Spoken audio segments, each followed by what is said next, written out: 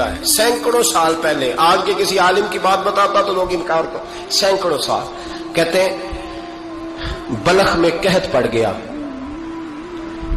لوگ ہجرت کر کے سمرقند آ گئے. ایک سیدوں کا خاندان بھی آیا. ایک ایسی خاتون بھی آئی جس کے ساتھ 3 بیٹیاں تھی، بیٹا بھی کوئی نہیں، خاوند فوت ہو گیا. مسجد کے ساتھ مہمان خانے بنے ہوتے تھے، وہاں اس نے بچوں کو ٹھہرایا اور نکلی سمرقند میں کہ کوئی آدمی مل جائے.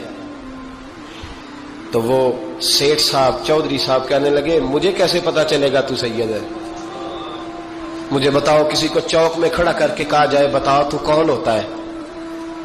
اس شخص کا کیا اشر ہوتا ہے، کیا حال ہوتا ہے؟ کہا کیسے پتا چلے گا؟ تو سیدزادی نے اپنا پلو کھولا اور اپنے آنسو دونوں آنکھوں سے صاف کیے تو کہنے لگی اللہ تیرا بھلا کرے، میں ثابت نہیں کر سکتی کہ میں حضور کا خاندان، میرے پاس کوئی دلیل نہیں، میں نہیں بتا سکتی. چل ٹھیک ہے. چلی گئی. کسی نے بتایا کہ یہاں ایک یہودی بھی رہتا ہے، وہ بڑا سخی ہے، یا آتش پرست ہے، یا پارسی ہے کافر غیر، سخی بڑا ہے. اس کے پاس گئی، بیٹھی رہی، لوگ بیٹھے تھے. جب چلے گئے تو قریب گئی، کہنے لگی مجبور ہوں، پریشان ہوں، غریب نہیں ہوں. کہنے لگا بی بی تجھے کبھی دیکھا نہیں، سمرقند کی اتنی آبادی نہیں، میں سارے شہر، تو کون ہے؟ تو کہنے لگی تعارف نہ ہی پوچھے تو اچھا ہے. اس نے کہا چلو اگر پتہ چل جائے تو. کہنے لگی میں مسلمانوں کے نبی کی اولاد ہوں.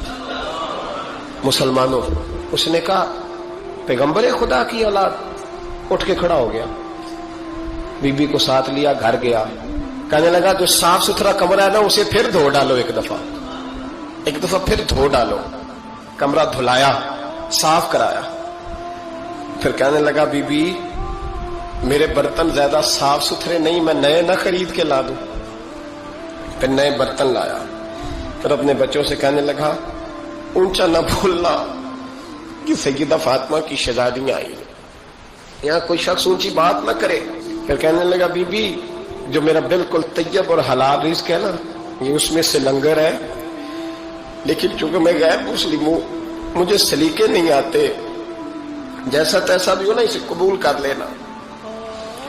خاتون کو کہنے لگا یہ گھر ہے، جب تک جی چاہے یہاں رہنا، اور دیکھنا ہو سکے تو رات اپنے نبی سے سفارش کرنا، میرا بھی کوئی مسئلہ، میری بھی کوئی قبولیت کہیں ہو جائے. وہ مسلمان کہلانے والا رات کو سویا.